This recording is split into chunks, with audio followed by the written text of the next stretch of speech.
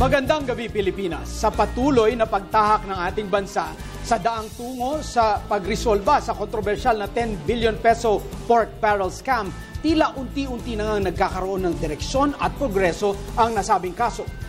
Nito lamang mga nakaraang araw, ginulat ng isang balita ang mga mamamayan matapos sa arestuhin ng Sandigan Bayan ang dalawa sa mga pinakamalalaking pangalang isinasangkot sa PDAF scam. Sina Senador Ramon Bong Revilla Jr. at Jinggoy Estrada. Ako po si Veronica Baluyot. Kaugnay dito sa kasalukuyan ay may 53 public officials na ang sinampahan ng kaso ng Sandigan Bayan kasabay ang itinuturong utak ng PDAF scam na si Janet Lim Napoles.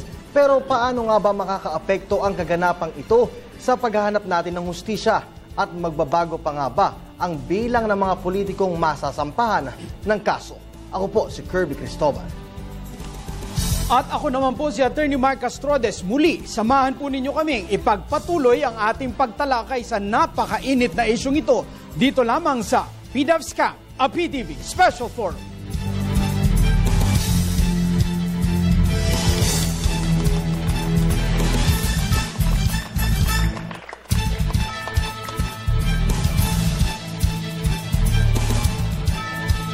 Halos isang taon na simula nang unang umusbong ang kontrobersiya tungkol sa maanumalyang paggamit ng Priority Development Assistance Fund o PDAF.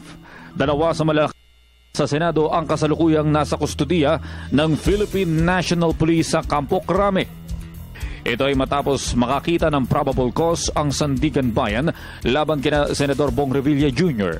at Senador Jinggoy Estrada, kabilang ang 52 pang individual na sinampahan ng kaso. June 20 nang naganap ang emosyonal na pagsuko ni Bong Revilla sa Sandigan Bayan. Sinundan naman ito ng pagsuko ni Senador Jinggoy Estrada nitong Lunes, June 23. Ito ang ikalawang beses na madetine ang senador sa kasong plunder matapos matawid sa naunang kaso kasama ang kanyang ama na si Manila Mayor Joseph Ejercito Estrada noong 2001. Samantala, hindi pa rin naglalabas ng desisyon ang 3rd Division ng Sandigan Bayan ukol sa kaso ni Senador Juan Ponce Enrile. Ito ay dahil sa dami ng dokumentong dapat pang suriin. Nakatakda naman ang arraignment ni Senador Bong Revilla Jr. sa darating na June 26, 2004, habang sa June 30 naman si Senador Jinggoy Estrada. Ano nga ba ang epekto ng mga pag-arestong ito sa pag-usad ng kaso ng pork barrel scam? At ito na nga ba ang hudyat patungo sa tuwid na daan? Muli, sama-sama nating himayin at talakayin ang mainit na issue dito sa PDAF Scam, a PTV Special Forum.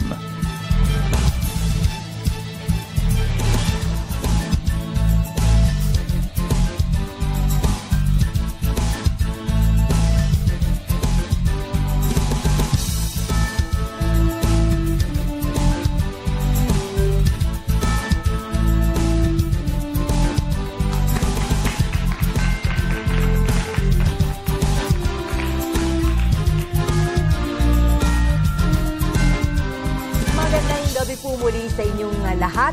Ngayong gabi po ay pagpapatuloy natin ang ating mainit na talakayan patungkol sa billion peso pork barrel scam.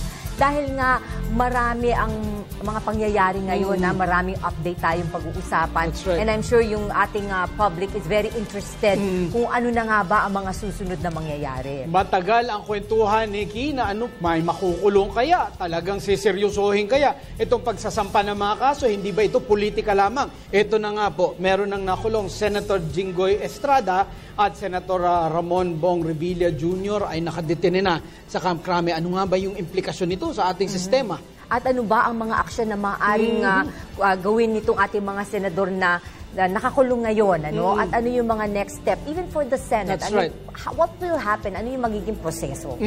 Dahil nga, meron kang dalawang senador na hindi pwedeng gampanan ang kanilang trabaho at naranyan na nga po yung kailangang gampanang napakahalagang trabaho ng mga justices ng Sandigan Bayan. Buti at maraming magagaling sa gabing ito, Nikki. Pwede natin tanongin. Oo. Yes, ang ating mga panuhin ngayong gabi na magbibigay sa atin ng mga kasagutan ng ilang mga questions even yung public is wanting to ask. Ano? Kasama natin, umpisahan natin on our left side, a student representative, si Josh Duldulaw. Magandang gabi po sa inyo lahat. Kasama din natin ang ating dalawang abogado. Actually, maraming abogado ngayong gabi. Unahin natin ito. Lahit ng mga abogado. Actually, all but one ang abogado. Okay, unahin natin. Isang abogada at practitioner, Attorney Cynthia Rojas. Magandang gabi po sa inyong lahat. It's an honor to be part of this distinguished panel tonight. Okay, at ang ating resident na lawyer dito no sa PTV4, si Attorney JJ Atienza. Magandang gabi po. Mapala din tayo at merong representante ang Integrated Bar of the Philippines. Siya po ang Executive Director, Attorney Alicia Rizos Vidal. Magandang gabi sa inyong lahat. At kasama natin ang isang dating senador. Naalala ko, kina-cover ko ito long time ago. Panahon pa ni Presidente. Huwag na natin bilangin yung taon. Okay lang. At mukhang nasama siya sa listahan. Alamin natin yung kanyang kuro-kuro tungkol dito, no? Which list? Si Honorable Aquilino Pimentel, former senator. Magandang hapon po, Senator Pimentel. Magandang gabi po. At ang ating panghuli, but definitely not the least, suki na po siya. Pwede na po natin siyang tawagin. He's been with us for so many issues na tinalakay dito. Attorney, Honorable, former Senator, Rene Sagisan. Maraming salamat at maganda pong gabi po sa inyo at mga giliw nating nanonood. Okay. Alright. So, hinga na natin ang update na yung Isahan natin. Siguro, kasi we're talking about plunder here, At mukhang isa pa lamang yung nako-convict na plunder dito sa ating bansa. At na-pardon pa. Yan si dating Pangulong Erap na ngayon mayor na ng Manila, no?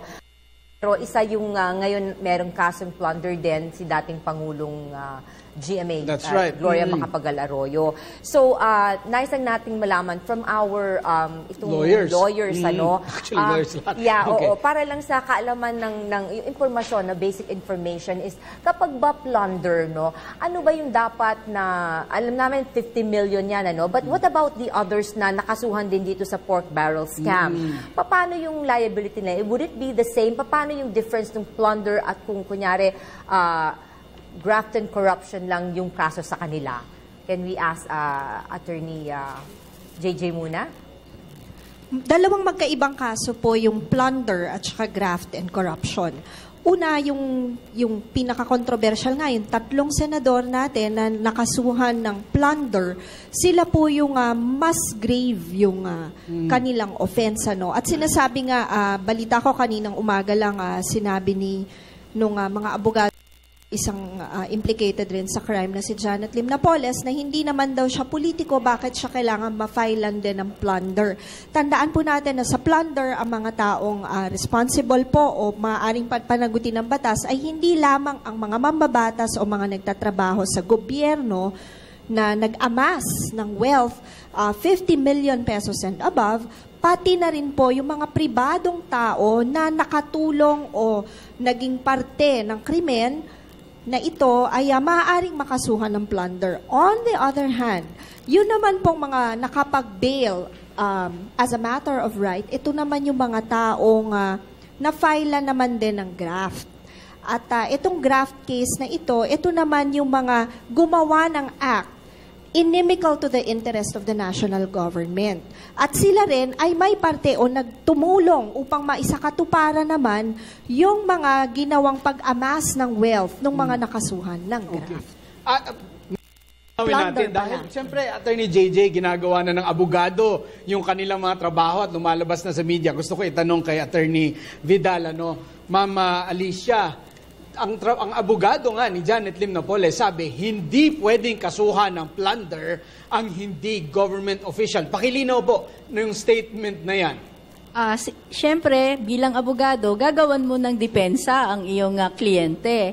Kaya ang nangyari dyan, yun ang kanyang depensa. Ngunit malinaw naman sa batas na kahit na hindi ka public officer, ay kasama ka sa plunder kung ikaw ay nakipag-sabuatan sa isang public officer upang mag-amass ng wealth ng about 50 million at pataas. Ngayon, malinaw dito, nakasama talaga si Janet Napoles at siguro dahil nga sa isang abogado ka, talagang dapat mag-isip ka ng paraan upang paano mo mailulusot ang iyong kliyente. Ako lang, Nick. Yes, so... Walang personal. Oo. Recently, nanawagan si Sir Sogon na Bishop Bastes na dapat daw lahat ng mga those found guilty kailangan maparusahan ng lifetime imprisonment. So, ito ba, tanungin natin kay Attorney Cynthia Rojas, ito bang mga makakonvict for plunder at saka for graft and corruption, pareho bang lifetime imprisonment ang punishment? Sa pagkakaalam ko, ang plunder has a penalty of imprisonment for 40 years. For graft, we're not so sure. I'm not so sure. I'll have to check on that. But for plunder, it is 40 years per count. Gusto ko itanong kay Senator Nene Pimentel, dahil isa sa pieces of evidence na pinakita, Nick, na may kinalaman kay Senator Estrada ay yun nga daw pong pagdadala ng maraming pera nung isang witness. Sino nga itong witness na nagdala sa Senado? Yung babae, Pete Tuason. Ganun po ba kaluwag sa Senado, Senator Nene? Pwede po bang magbitbit ka na lang ng ilang milyong pesos sa isang bayong o sa isang bag at papapasukin ka kung sinabi mong kaibigan ka o bisita ka ng senador? Kung ang laman ng bayong ay pang merienda lang, okay. Pero hindi yung pambilyon-bilyon na piso. Medyo kalukuhan na yan sa tingin ko. Although, even assuming na totoo yun, even assuming yung koneksyon ng naukulang senador doon sa, kunwari, binabayad sa kanya, that has to be established very clearly. Because otherwise, medyo, palagay ko, tagilid. Okay. O nandito na rin tayo kay Senator Pimentel. Tanungin ko na, nasa listahan po kayo ni Napoles, nasa Napoles kayo along with your son, Senator Coco Pimentel. How do you feel about that? Napagagago itong si Napoles na sapagkat ang totoo niyan, ilang taon na ba ako sa Senado? 18 years. Ni isang sintimo. Sabihin ko, sa harap ng taong bayan, wala akong ninakaw na pera na dumaan sa akin bilang PDAP or in any other manner. Sapagkat, sa tingin ko lang, diretso ko na sa punto sa PDAP. Ang PDAP naman, no matter how big or small, is not by itself evil. Hindi naman sama eh. Doon, kung nakawin mo yun ang masama. Pero kung hindi mo nakawin, ang daming tao matutulungan sana. Senator Sagisag, isa sa involved at posibleng maisyuhan ng warrant of arrest, Nick, ay si Senator Enrile. Ilang taon na po ba si Senator Enrile? At anong tingin nyo? Nagbanggit na ang Pangulo na sang-ayon siya na hindi na ikulong dahil nga sa edad. Ayon sa pahayagan, 14 yan Valentine's Day. He's now on his 91st year. So, nonagenarian. Kaya, I was happy to read kanina na ang posisyon ng Pangulo, he should deserve kinder and gentler treatment. Dahil sa Italy at Spain, ang pagkaalam ko doon, if you are 70 years old, walang jail time. Kaya na-convict man si Berlusconi, yung former premier, parusa, community service. Nagsisilbi sa old men's home, yung mga may Alzheimer's disease. And I hope that we are supposed to be a humane, compassionate society. But how do you balance being humane and the need for people to be accountable for, if convicted, their crimes against the state? Well, siguro, dalawang kampo yan may hard lang. Ako naman, namumuno doon sa mga pusong mamon, pag ikaw nakasuhan ng ganyan, immediately you're being punished far beyond what any court can impose. Yung mga anak mo, tinutokso, ayaw pumasok. Dahil naranasan namin sa Senado yan, kaya yung palang kaparusahan na In other words, yung proportionality. Pero yung kung talagang mapatunayan, dahil talagang kami naman naniniwala sa presumption of innocence. Hindi ko muna bintangan may kasalanan na. Kaya yun nga, pag-balance yan, gusto ko rin yung movement to elevate ang standard sa mga preso natin. Dahil sa ngayon, talagang I have been around detention camps all over the country. You go in a human being, you go out a brute. Walang rehabilitation. Kaya yung sinasabi Bong Revilla na may daga, may ipis, walang aircon. Pero yun, kalagayan ng baka 90% of us But yun nga, elevate the standards for everybody. Don't equalize the suffering and the oppression. Dahil ang gusto nun lahat hamos silang, kasi nung panahon ni Hubert Webb, nung una kong bisitahin sa Parañaque prison, yung sa detention cell, isang bangko ang shared with somebody else, walang ventilation, kaya the smell, talagang ako rin may kaunting hindi kagaya ni Nene na kung saan sa mga kampo nakulong. Ako ang claim ko lang, naging Batang City Jail candidate member ako dahil tinawag ko si Ginong Marcos sa super subversive. Pinakulong ako. Pero even doon, merong treatment din. Doon ako pinatulong din sa opisina niya, sa likod. Pero yung ordinary na 10 tao lamang, 4 na po ang nakakulong. Kaya we have to improve ang prison conditions. Okay, tanungin natin yung ating estudyante, no? Sang-ayon ka ba na itong sakaling ma-issuehan na ng arrest order si Senator Enrile, na ilagay siya sa hospital arrest na lang o kaya house arrest dahil sa kanyang katandaan? At sang-ayon ka ba dito sa ibang detention cell nitong ating mga senador? Kung titingnan po natin, parang ang merong disparity yung mga ordinaryong mga naakasuhan at saka yung ating mga high-profile suspects dun sa case ngayon sa PDAF scam.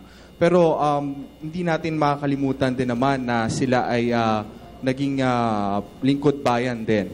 So kung mayroong kaunting respeto na maibibigay natin sa kanila, na yan naman ay normal sa ating kultura, ay maibigay natin sa kanila. Pero pagdating na sa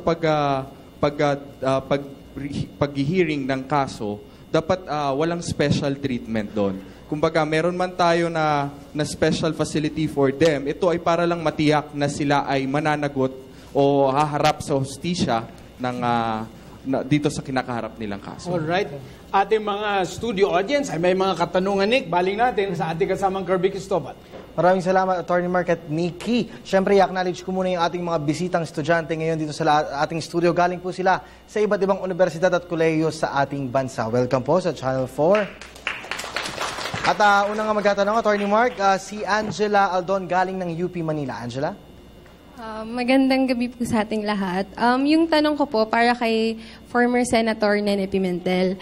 Yung tanong ko po, anong decree po sa history natin yung nagtalaga po sa PDAF and paano po siya nag-evolve from dati po mula ngayon po? Medyo bingi na ako, hindi ko gaanong narinig. So, can you... Go ahead. Sige. Ulitin ko na lang po. Yung tanong ko po, ano pong decree sa history natin yung nagtalaga po dito sa PDAF? And from dati po, paano po siya nag-evolve ngayon? History of PDAF, Sen. Paano daw nagsimula yung PDAF? Okay. Tungkol sa PDAF, ang masasabi ko lang dyan ay yung paglilitis ng mga senador na involved, kunwari, maganda yun, whether they will be proven guilty or not. Pero dapat tapusin. Huwag ibitin. Kailangan makita ng taong bayan na may epekto yung paglilitis at it can come to a definitive conclusion. Kung sino yung nagnakaw, dapat maparusahan. Yung hindi nagnakaw, dapat mailigtas. Ganun lang ang batas. And that is what the people are expecting. But Senator, yung yatang tinatanong niya, simula itong pork barrel dito sa ating bansa. Yung history, kailan ba nagsimula? I suppose I read somewhere during the American colonial period pa nagsimula itong pork barrel na ito, di po ba? No, as a matter of fact, si Rene and I were talking about it earlier. Sa first term namin bilang senador, wala yun. Meron namang kukunti na mga allocation para sa mga senador, pero ang ginagawa namin noon, sinusulatan lang namin yung DBM na, oy, DBM, merong humingi dito para sa patubig, bigyan ninyo dyan. Ganun lang.